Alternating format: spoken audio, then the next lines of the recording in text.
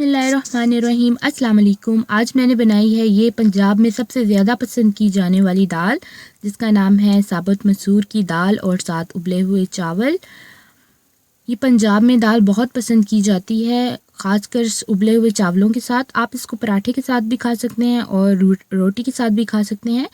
ये बहुत ही झटपट तैयार होने वाली रेसिपी है। जब इंसान को बहुत सख्त भूख लग रही हो तो वो चाहता है कि कोई ऐसी रेसिपी हो कि जो झटपट तैयार हो जाए। चलें फिर हम स्टार्ट करते हैं आज की रेसिपी को।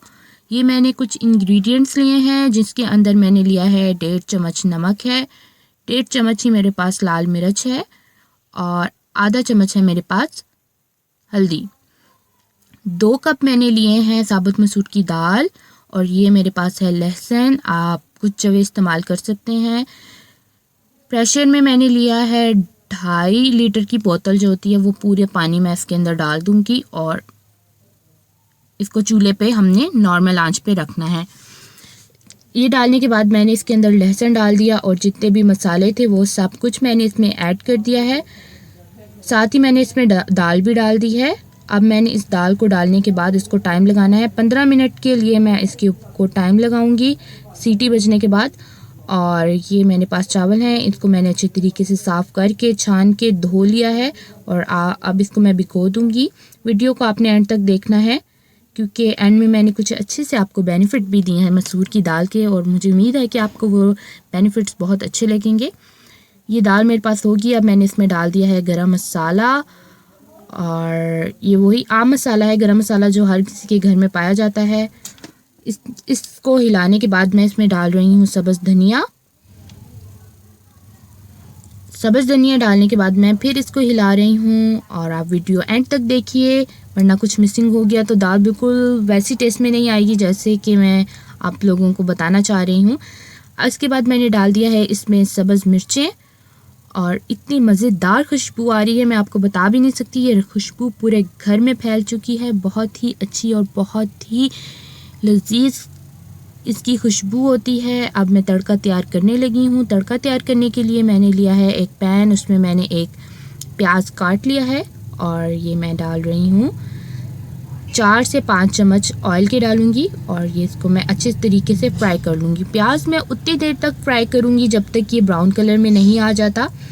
जैसे ही इसका कलर ब्राउन हो जाएगा तो मैं उसके अंदर डाल दूँगी ज़ीरा। जैसे कि आप देख रहे हैं ये अच्छे तरीके से फ्राई हो रहा है। दाल के अंदर मैंने डाला है देसी घी, क्योंकि देसी घी इस वजह से डाला है, ये दाल जो होती है गर्म भी होती है और खुश्क भी होती है, तो आप देसी घी जब इसमें डालेंगे तो इसका एक तो टेस्ट बहुत अच्छा आएगा और खाने में ये बहुत ही लजीज लगेगी और भी ज़्यादा। आप देख सकते हैं ये मेरे पास तड़का तैयार हो रहा है। इसका कलर भी आप देखें ब्राउन हो चुका है। अब मैंने इसमें ज़ीरा डाल दिया है। अब मैं इसको डाल दूंगी दाल में। ये आप देख सकते हैं मैंने तड़का लगा लिया है। बहुत ही मज़ेदार खुशबू आ रही है इसमें से। तड़के की तो खुशबू बहुत ही लजीज होती है। ये देखिए मेरे पास दाल तैयार हो चुकी है, कितनी अच्छी तरीके से तैयारी हो गई है इसकी, बहुत ही मज़ेदार और लजीज। अब मैं चावल बनाने लगी हूँ। ये मेरे पास बॉयल राइस हैं, तैयार हो रही हैं। अगर तो आप चाहते हैं कि मैं आपको बॉयल राइस बनाना सिखाऊं तो आप मुझे कमेंट में ज़रूर बताइए, मैं आपको ज़रूर बनाना सिखाऊंगी बॉयल राइस।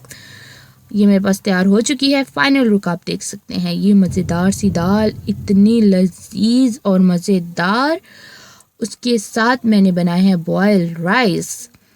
हम पंजाब में ये ऐसे खाते हैं, आधे चावल डालते हैं और आधा बीच में सालन। इसको यूं हल्के हल्के हिला के आप मिक्स करिए और चम्मच भरिए और मुंह में डालिए। इतनी मज़ेदार ये रेसिपी, आप यकीन जानिए। मुझे उम्मीद है कि आपको ये रेसिपी बहुत ही पसंद आएगी और आप लोग ज़रूर बनाइए और मुझे कमेंट में बताइए कि आपको ये रेसिपी कैसी लगी।